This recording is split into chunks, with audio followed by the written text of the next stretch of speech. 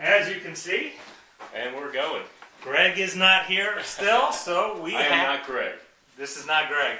Who is this? Well, I don't know. You tell me. Come on, introduce me here. This is Bill Pote, who runs DaytonMostMetro.com. Yep, that's it. Didn't start out as DaytonMostMetro.com. He had some crazy Dayton-mostmetro. We actually started out as mostmetro.com, and that was about, what, 3.5 years ago? It was a long time ago. It was a while ago. Back then, I think we had some designs on doing this for different cities, and that's why we went with mostmetro.com. And then you found out how much work it is. Yeah, well, that, and we figured out how little money there was in it. So we kind of, but by then we kind of had the Dayton.mostmetro thing going on. We changed it to Dayton Most Metro, but now we're just focused on Dayton. And not just the metro part necessarily. No do-overs. No do-overs. Bless you, by the way. Thank you. No, the original, I think, core group of viewers was very urban focused and core focused, and now you're trying to expand out a bit. So exactly. Well, when we started, again 3.5 years ago, the reason I started the site was I had moved downtown a couple of years prior to that. Been living downtown since 2003, and really got sick of all the negativity you see in the media and elsewhere about downtown. And having lived there for a couple of years, I saw a different downtown than a lot of people out in the region see.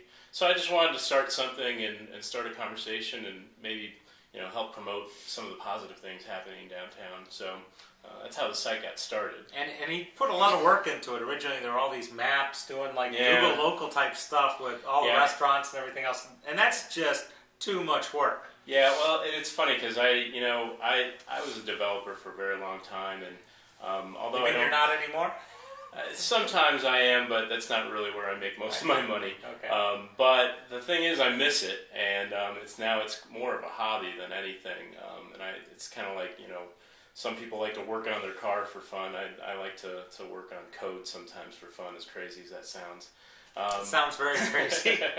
But hey, I do that instead of watching TV because everybody knows there's nothing on TV worth watching. So the big thing now is pretty much that you provide a forum that's semi-moderated. It's actually very moderated. We've had the forum now for a couple of years, and I'd like to believe it is actually one of the better forums for people to come and have discussions online. It's really open to any kind of discussions, although most of the people on there are still urban focused. But let's talk about the moderation, though. Yeah. Are you like the gavel and the iron fist? Yes, I am, and I've used it. But there's also the ability for people to self-moderate. Yeah, there's a feature on there where if you're just not liking what somebody's saying, you can ignore them, and then you no longer see anything that they write. We also have a karma system, which is kind of fun. So if somebody posts something great that you like, you can applaud them and give them bonus points. And if somebody says something you really don't like, you can thumbs down them. And actually, there's a few people on there that have negative points now, but for the most part, everybody's pretty positive. So there you have it. Something that the Dayton Daily News could probably learn from on their forums. And I should have checked to see how many karma points he had on the forum. I don't know. My karma is about 0 usually, I think. But no, the whole idea of online forums, they can be as good or as bad as you let them, and it just depends on how you work and moderate them. You have to moderate these things, and that's one of the problems with the comments you'll see on the Dayton Daily News. They just kind of let anybody post anything anonymously. You don't even need a real email address, and it's what it does is it alienates anybody that has anything good to say.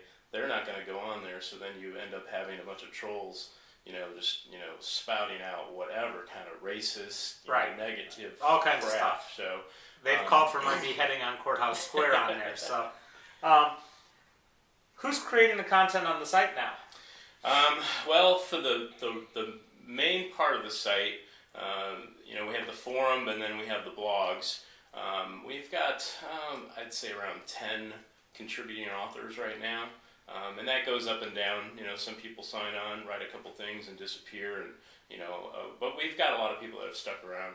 And we've got some really, really good writers that are not just good at writing, but they're actually involved in the things that they're writing about. So, we have Juliet Fromholt, who does the WISO radio program, Kaleidoscope. She does our music blog.